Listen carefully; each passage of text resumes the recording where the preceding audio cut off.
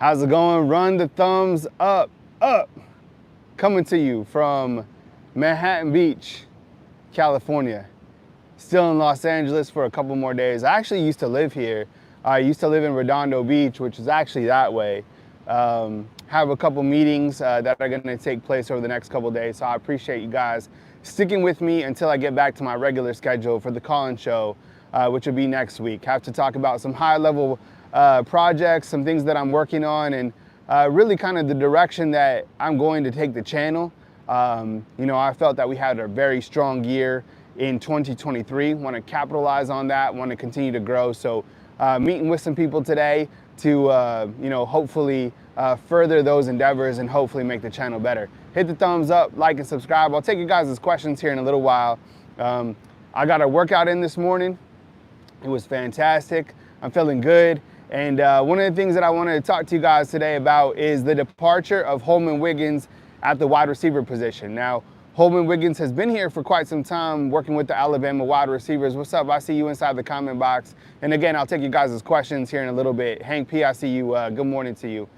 Holman Wiggins and what that means for Alabama, I think it is a big loss. I think, some of the times when you look at departures, you know what's going to happen. But I think for the most part, Holman Wiggins has really found his rhythm here at Alabama. I think it took him a little bit of time to kind of get things going following Coach Locksley, right? I think Coach Locksley, when he was the wide receivers coach here, he had some absolute ballers, and he was able to recruit at a high level. Still can recruit at a high level as a head football coach of Maryland. But when you had Holman Wiggins coming over, a funny thing is, Holman Wiggins, he has some ties to New Mexico. So I've known Holman Wiggins for a little bit of time, was able to catch up with him at the Rose Bowl and talk to him, and I'm really happy for him. I'm surprised that Alabama couldn't match whatever Texas A&M wanted to do, but I think we're in the world of, you can pay these coaches an extremely high amount, and it's tough to see a coach like Holman Wiggins go, and I think it is a blow to Alabama, 100%.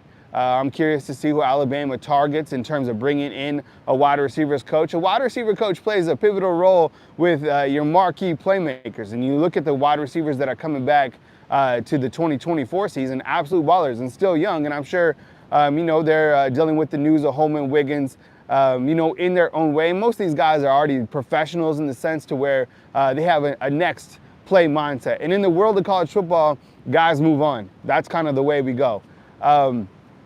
I think where it has more of an impact is probably with Ryan Williams. And I'm not saying that Ryan Williams is going to flip or anything like that, but until Ryan Williams, it's something to be concerned about, because this was the guy that was recruiting the top wide receiver in the country. You guys have seen him completely balling out at the Under Armour All-American game. The way that he runs routes is amazing. I think he's only 16 years old? Is he even 17 years old? Which is crazy. Ryan Williams, absolute baller. So I know that Amari Jefferson, who's coming in as a class of 2024 prospect, he tweeted, the news about Holman Wiggins leaving. He was bummed out. I get it. These kids build up relationships with these recruiters, are excited to come play for a guy like Holman Wiggins. And why wouldn't you? The short time that I was interviewing him down at the Rose Bowl, super intelligent, high-level thinker. Those are the type of guys that not only Coach Saban is going to have at his program, but eventually are going to go on to other places. I think it is a blow for Alabama. And as soon as news comes in about who Alabama is going to target at that position, we'll bring that right here on Bama Football on YouTube. I know, same thing. I'm wondering who would make sense to bring in to this already loaded arsenal. And whoever steps in for this wide receiver position is going to be like a kid in a candy store, right? Because you have all these ballers coming back. Isaiah Bond, Kendrick Law, Kobe Prentice, Emmanuel Henderson, those guys coming back for this next season. The second piece of news that we're going to talk about is some of the departures for these guys. And I think we have to start with Shaz Preston, who entered the transfer portal yesterday. Redshirt freshman. I think just as I said, you look to the guys who are coming back for this next season. If you're Shaz Preston, you're like, where am I going to fit in within this program? We still need to figure out what Jermaine Burton is going to do. I think he's gone. in my opinion. Malik Benson, he's only a junior. He could come back. We saw Ja'Cory Brooks into the transfer portal as well. So you have a couple wide receivers exiting the program. Shaz Preston, Look, this is a very talented prospect, 100% redshirt freshman, and I don't know, is he going to end up at Texas A&M? I don't know. Sometimes where there's smoke, there's fire, and considering the fact that Holman Wiggins is going to Texas A&M needs to load up on some wide receivers. Who knows? It could make sense in that aspect. I know a lot of people continue to ask about Evan Stewart of Texas A&M and where he is going to land up. It doesn't look like it's going to be Alabama. I like where Alabama's wide receiver room is, and especially if they can add on Ryan Williams. Now, I don't like the fact that they are losing Holman Wiggins, and we talked about that just a second ago. So just concerned in the sense to where that could affect Ryan Williams. But again, you know, who knows? I mean, as long as Coach Saban is that staple within your recruiting class, and always the coach of the team, you know things are going to be okay. Today I wake up feeling more positive. Yesterday I woke up and I don't know, it's kind of like that day hangover where I was kind of having a little pity party and thinking, man, you know, I wanted to be covering the national championship game, and you know, I wanted to be able to watch Alabama win another national championship game and watch these players, you know, play for the ultimate prize, which is to win a national title game. I felt this team just didn't execute. The more that I think about it and the more that I go over the tape and rewatch the game against Michigan, there's a lot of parts where Alabama had that game and it slipped away from them. A lot of it was the execution factor. A lot of it was the offensive line. I know Seth is getting a crazy amount of flack. And look, you play at this level, you have NIL deals, you're going to be treated more like a pro. And it's not like we're actually, you know, upset with the individual himself, but the performance that Seth had at this level is inexcusable. And, you know, it's not solely on him, but I think it is, you know, what we saw from the offensive line was kind of like a week 2 or a week 3 Alabama team. And you get to this point in the season, you can't do that. A good Michigan team is going to beat you every single time. And Alabama being able to take the #1 seed into overtime, I mean, it was what it was, but Alabama now turns the page of 2024. And I'm excited about what Alabama has coming back when you look at the overall depth chart. And I know there's going to be some more names that enter the transfer portal. I want to hear from you right now inside the comment box. Who do you guys think is going to be a player that enters the transfer portal that is currently on the roster? You have 5 days for those players to enter the transfer portal. So I want to hear from you right now inside the comment box. Which guy do you think is going to hit the transfer portal? Josh Upton, what's up? He's saying Ty Simpson. I think when you look to Ty Simpson in terms of the quarterback, and I talked a lot about this yesterday, I think he's probably one that enters the transfer portal as well. I don't have any true insight into that, but I think just kind of piecing things together, it would make sense for Ty Simpson to go somewhere else, and here's why. I think he's ready to play at the next level. I think he's ready to play at a program and be a day 1 starter. I like what he has, his physical attributes in terms of throwing the football. He is a mobile quarterback that can have that escapability, and I think that he understands the schematics of the college game because his pop's coach at UT Martin. So, look, I think Ty Simpson is going to be a really good quarterback, a really fine quarterback, and I think that he's probably somebody that goes into the transfer portal. Again, we're just kind of speculating at this point, but I think kind of the writing is on the wall. You have Julian Saint on one side of the sandwich, you have Jalen Milroe on the other side, and then you have Ty Simpson, Dylan Lonergan, and then you have Eli Holsting. So 1, if not 2 quarterbacks, I would imagine, enters the transfer portal. What's up? Run the thumbs up on this video. I appreciate you guys supporting the content all season long. Yesterday I had a video talking about Justice Haynes. The performance that he had as just a young freshman in a game of that magnitude. Now I get it, at this point of his career, he's probably playing more like a sophomore.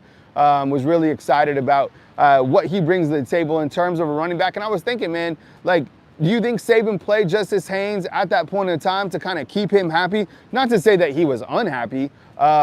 Maybe he needed another gear. It was kind of interesting to me that Roydell Williams only got 1 carry, right, in a game like that. Jace played out of his mind. I thought he played really, really well. But Justice Haynes, I think with him coming back, with Jam Miller, that's going to be an exceptional running back room. I don't really see any of those guys hitting the portal from the running back position. I just think that Alabama has their guys in place. I'm kind of just trying to figure out, you know, if Jace and Roydell are officially going to leave, and you're like, what, they're seniors? Well, there's this thing called the COVID year, so these guys could come back if they wanted to.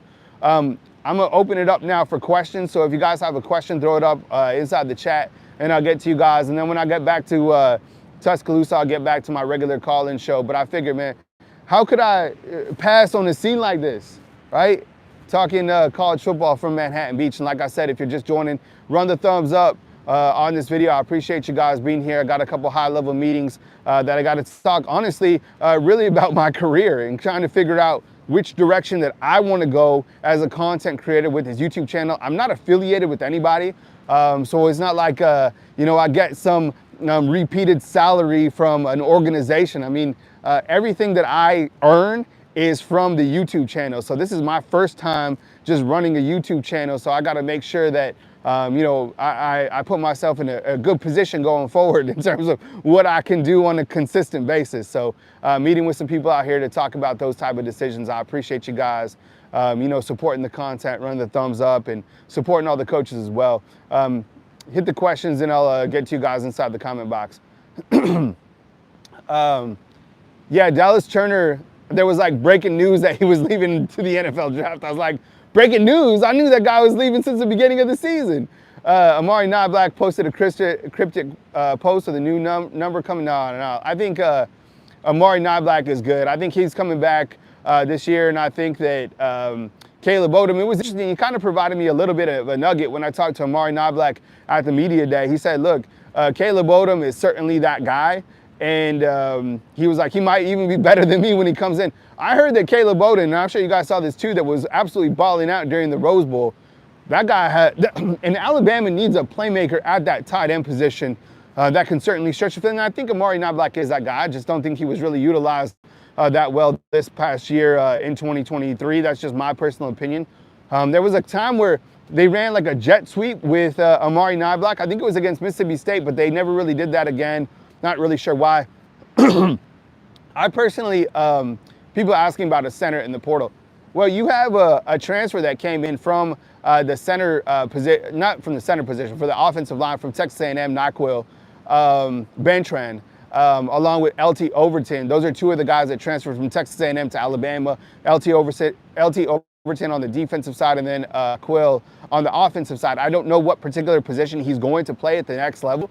But he is a guy that has transferred in. I still think that Alabama does go into the portal and pull out an offensive lineman.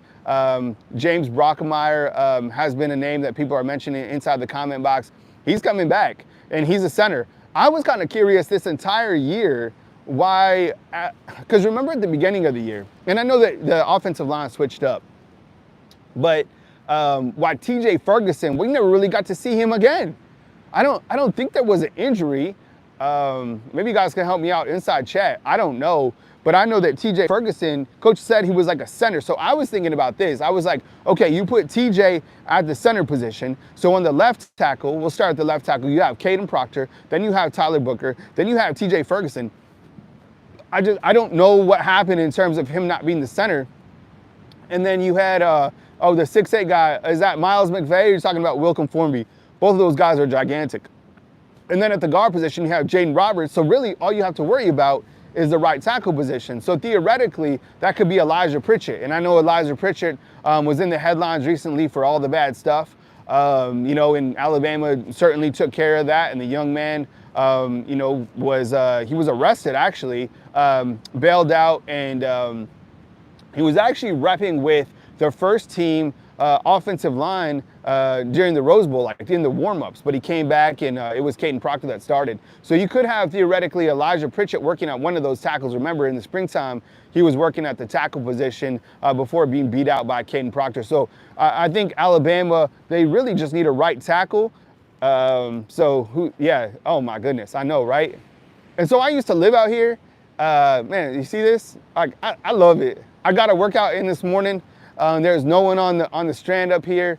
It's so beautiful. I'm so blessed to be out here. I really just, you know, appreciate the West Coast and being out here. And I know, you know, my family is, you know, back in Tuscaloosa. My two kids, I get to see them in a couple days. But, you know, just being out here, you know what's crazy is these waves have been gigantic. It's been crazy. I haven't seen, you know, every now and then there'll be some big surf, but like this is crazy.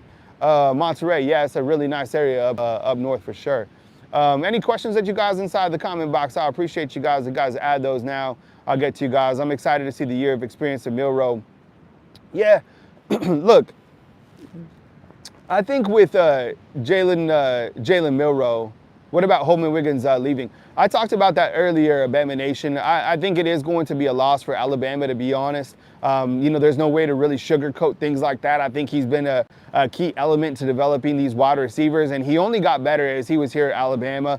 He probably, had a really big opportunity to go to Texas A&M. I think a school like Texas A&M can pay these assistant coaches whatever they want to be paid. So, I think it is a big loss for Alabama for sure. There's no way to be like, oh, it's going to be fine. The wide receivers are going to be fine, 100%. We know that. Isaiah Bond, you think it matters who's going to coach him? No, it doesn't. He has that mentality, that Mamba mentality.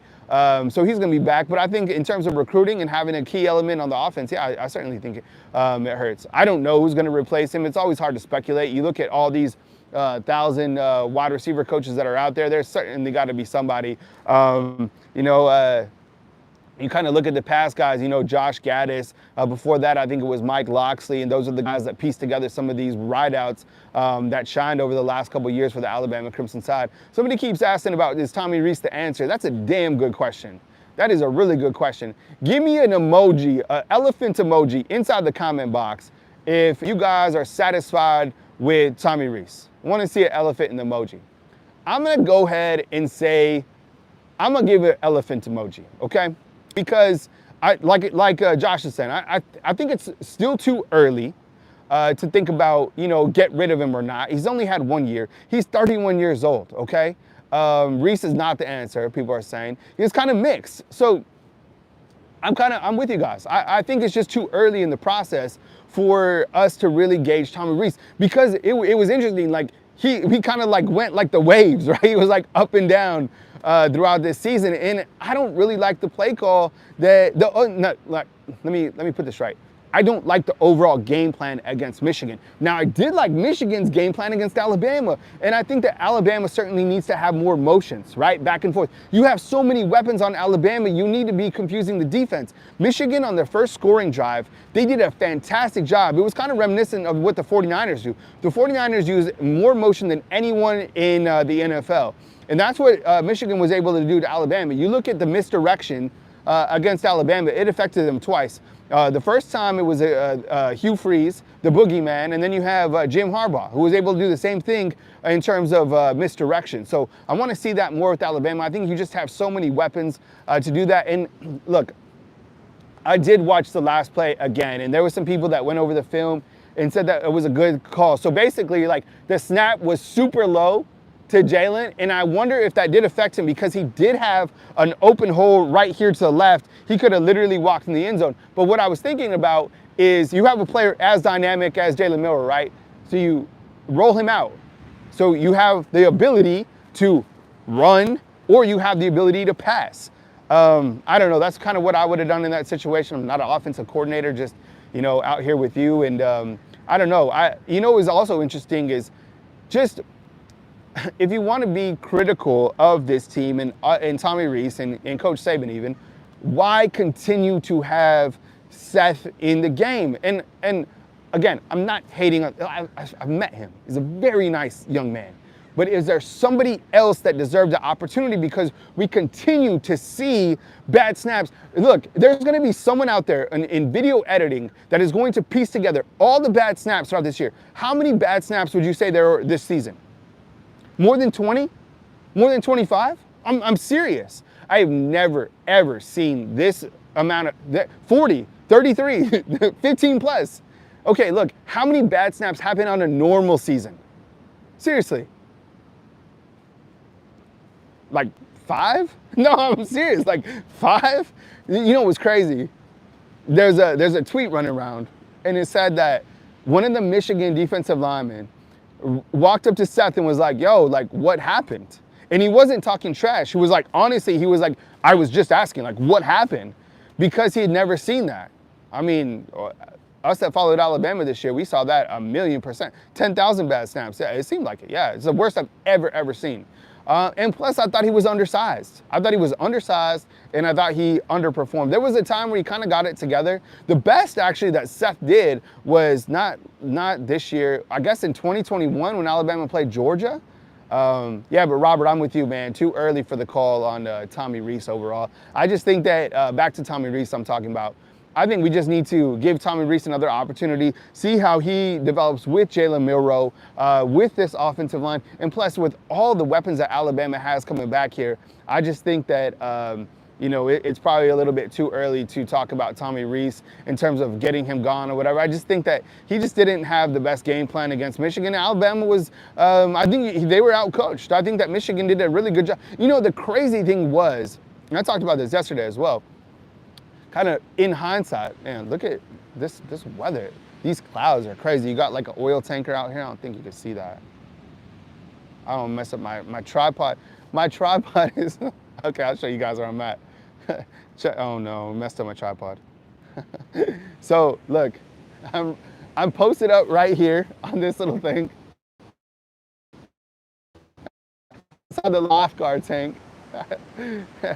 And I'm over here in Manhattan Beach. I'm gonna be here for a couple days.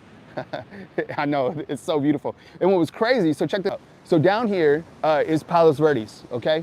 Down here at the stretch. And there's the Manhattan, so it goes Manhattan Beach, then you have Hermosa Pier, and then after that you have Redondo Beach, and then it wraps in, the big mountain is Palos Verdes, yeah, Baywatch for sure, right? So it was crazy. So when I used to work for the Nike football training camps out here a long time ago. I took a full-time job when I left New Mexico State, and I worked out here, and I had a great time. So I went up to Palos Verdes a couple times, but I used to work in Torrance. So if you're familiar with the area, just kind of setting the stage. You guys have any questions inside the comment box, hit me up, and I'll get to you guys as I can right here in this beautiful morning. Man, it's just, I hate the fact that they lost, though.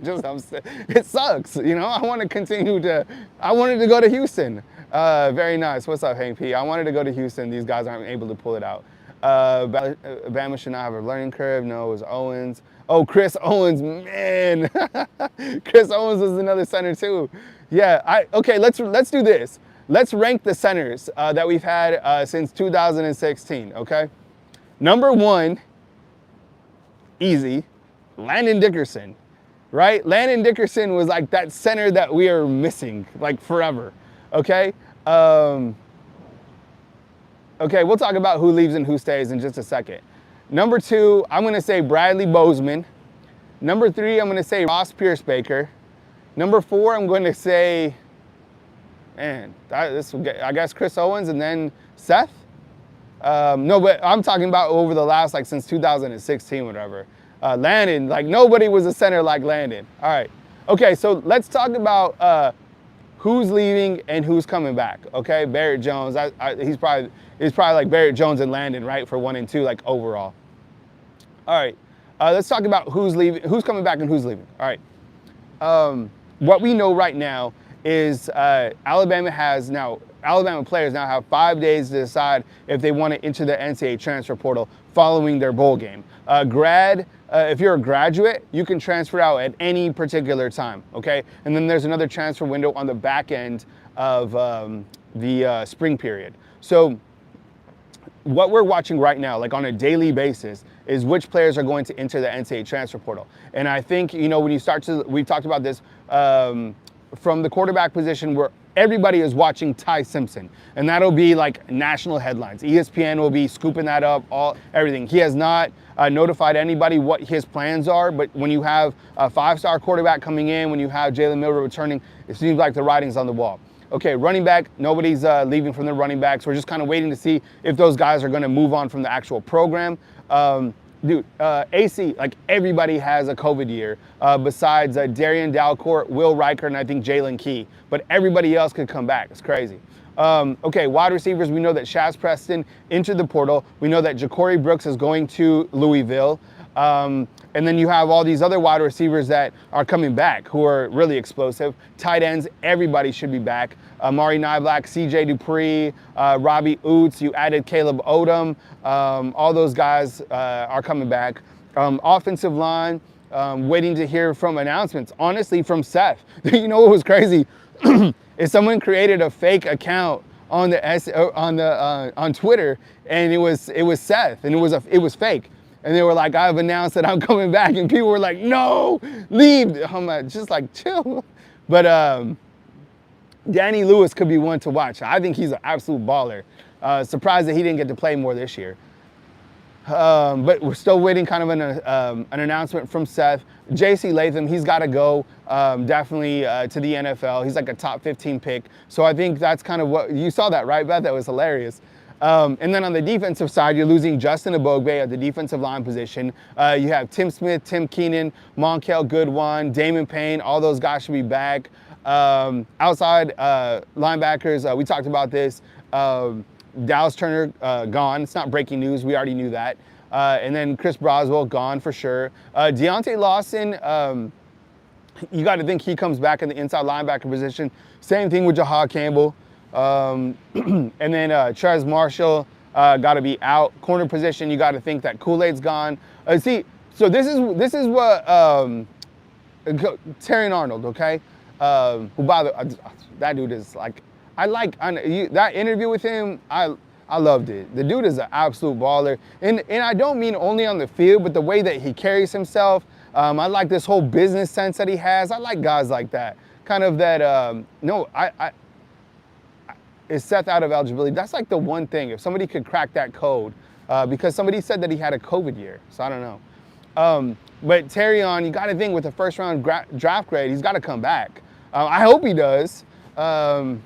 You know, so we're kind of waiting to see on that. Somebody said that I think he needs to enter the NFL draft for sure, 1,000,000%. So then you have Caleb Downs, he's coming back. He's only a freshman. I think Jalen Key's gone. How about this one? Malachi Moore. Malachi Moore could come back. I mean, where do you see him in the NFL draft? Is he like a third or a fourth round guy? If you're in that area, if I'm Malachi Moore, I come back.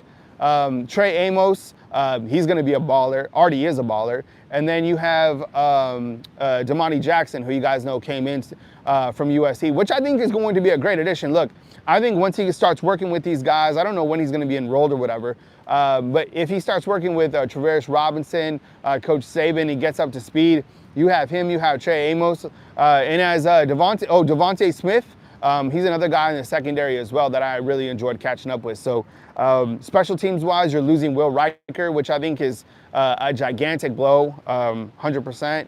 And then you have James Burnup, who's a punter. So I believe that he's coming back. So those are kind of the guys in terms of like the roster management that we're looking at right now. So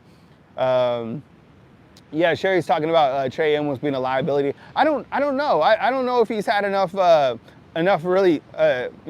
time. But I liked Trey Amos. I thought he came up big in the SEC title game, or the different type of opportunities that he had. He's very serviceable for sure. Any other questions that you guys have? Look at this. So beautiful out here. They kind of just like absorb it, right? Trey Amos is a stud. Yeah, I agree. Tommy Reese. Who's the guy behind Will Riker? Oh, the guy behind Will Riker is Connor Talty. Connor Talty is a freshman, actually got in one time on a kickoff this year and made a tackle, which is crazy because he made a tackle in his first year at Alabama, and in the 5 or 6 years that Will Riker's been here, he had one tackle, which is against Auburn, but Connor Talty will be your guy next year. Man, yeah, no, can you imagine being Connor Talty and following the all-time leading scorer in college football history? Yo, Will Riker is an absolute, I mean, he's a legend. He's a legend. And the thing I like most about Will Riker is kind of some of his pregame attire. You know, a lot of players are coming out dripped. This dude comes out with like a white turtleneck and like a white suit, looks like a star trooper, and then just comes up and absolutely the GOAT. You would be like, what if I told you this was the the all-time leading scorer in college football history, right? 30 for 30 on Will Riker. He's already married and stuff like that. Dude is like got his life together. Nothing but the best for Will Riker. We're certainly gonna miss him. I was paging through photos. The dude had 2 senior days because he had a senior day last year or the year before in 2022 and then in 2023. James Burnup, yeah, someone's saying best player. James Burnup is, oh my goodness. James Burnup is so good. He's so underrated. He was able to flip the field. And in fact, when I was rewatching the game against Michigan, man, Alabama was like a yard away from either getting a safety or from actually recovering the ball inside the end zone. Wouldn't that have been an ending to the Rose Bowl? Man, that was crazy. But James Burnup, certainly a baller. Any more questions before I bounce out here? Jalen Milroe will get better next year, 100% agree. Seth has another year eligibility from what I've seen. See David saying that he has another year. He could come back. Why didn't they utilize Jam and Justice, who are going to be the studs on the outside linebacker position next year? That's a great question. I think when you look to Alabama's defense, the biggest question marks, I think, are the outside linebackers and if Damani Jackson really going to be able to rise up at that corner position. Is he going to be the guy who is going to replace Malachi if Malachi does leave? I look at a guy like maybe Earl Little Jr. To really step up, maybe even a Tony Mitchell. Maybe this could be the year for Tony Mitchell. But the outside linebackers, you could have two stud redshirt freshmen, right? Yanze Pierre. I was saying Yanzi, but I was just reading the pronunciation guide. It's Yanze. So Yanze Pierre, and then you have Keon Keeley. I saw Keon Keeley just before the Rose Bowl. Man, he's every bit 6'5". I mean, the guy's a big dude. So those could be the guys that we just don't know how good they're going to be other than their high school tape because they didn't get many opportunities this past year. So, Q Robinson, that's a really good one. Is Q Robinson, man, he could come back as well. I really like Q Robinson's game. I think he has like really long reach, super athletic. He played really well during the beginning of the season. So he was a guy that I liked as well as Q Robinson. So any other questions that I have inside the comment box? I'll wait for a minute and just kind of take it, absorb it. It is kind of chilly though out here. I got a workout, like I said earlier this morning. But I mean, back in Tuscaloosa, I just saw it is like, what is it, like 30 degrees or something like that. Bama's been cold. All right, Milroe panicked on that last play. I don't, maybe that was a bad snap. He didn't see that that hole. Jeremy Pruitt, we talked about yesterday. No really intel on that. Sorry, Robert. Robert's asked a million times about Kendrick Blackshire. Yeah, Kendrick Blackshire. Everybody remembers him, right? He came out of Texas. He looked like the Incredible Hulk when Alabama was recruiting him. Hasn't been able to get onto the field other than some special team stuff. When you look to the inside linebackers coming back, Jahad Campbell, and you have Deontay Lawson, man, that's going to be tough. It's going to be tough for Kendrick Blackshire to even get on the field this next year. I think he will. When you're in the two deep, you're still in a good position. I don't know. It's going to be really hard to take over Deontay Lawson or Jahad Campbell because I think that Jahad Campbell is an absolute baller, 1,000,000%. BJS is saying Miss Terry for center. I don't think that Coach Saban would like that very much. You got to keep Miss Terry, the icon, locked away and keep her safe. It's crazy. So what are the chances we change the offense? I'm so tired of Saban playing with the players. Those calls should have been. Jeremiah Alexander.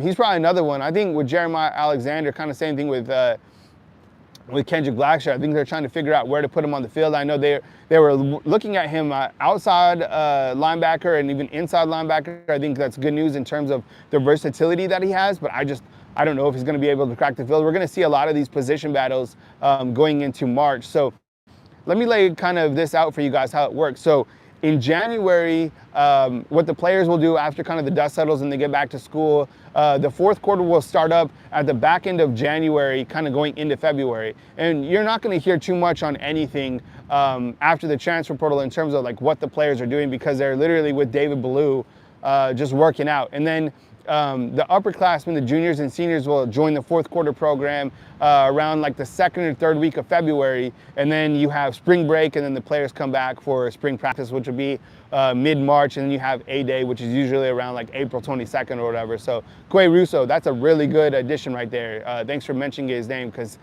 he's certainly a guy that's the temperature right here, Josh, is it's like a balmy like 50. Yeah, it's this has been kind of it's been chilly out here. It was nice at the Rose Bowl, and then the evening time it certainly dipped. And out here, you know, it's still balmy, but still enjoying it. Got to work out in and feel good, and I appreciate you guys being here. And like I said, I will definitely jump back to my normal schedule, which will be next week when I get back to Tuscaloosa and have the call-in show on a daily basis. That'll be Monday through Friday at 9 a.m. Central Time. But I have a couple meetings, as I said at the beginning of the show. Need to figure out what I'm going to do in terms of, you know, the direction of my career, what I'm going to do. So I have a couple meetings about that, and you know, been here, and I appreciate you guys riding me with the channel. You know, we had a hell of a season, and we crushed it. One of my goals is to be consistent. I hope I did that during the season. Not saying that I'm going to stop now. It's just, you know, that was one of my goals, to be consistent, to contribute at the highest level that I could. And I know that you guys have been supporting me, hella supporting me, and I got you too, man. So I appreciate you guys being here, whether you're coming from, you know, Tuscaloosa or from out here in Cali, Mobile, Alabama, up in New York. No, I appreciate y'all supporting the channel. I'm gonna rock this hat for a little bit more just because I like the look. And I'll catch up with you guys next time or as news happens. So, you know, if there's like some monumental news, hit the thumbs up and be notified so I can, I'll jump on and be able to talk Alabama football with you guys, and stay tuned to the YouTube shorts. Usually I throw the transfer news over there. So I will, I did go by Muscle Beach. I don't know if I could work out with those dudes. I've been working out a lot, but the Muscle Beach dudes are a different level. Those guys are more bulk. I'm more like ninja style. Push-ups, sit-ups, sprints. That's where you can find me. I hope you guys have a beautiful day. I will be with you guys as news happens, coming to you from beautiful Manhattan Beach in Los Angeles. Kyle Henderson, Bama football on YouTube. See you guys next time.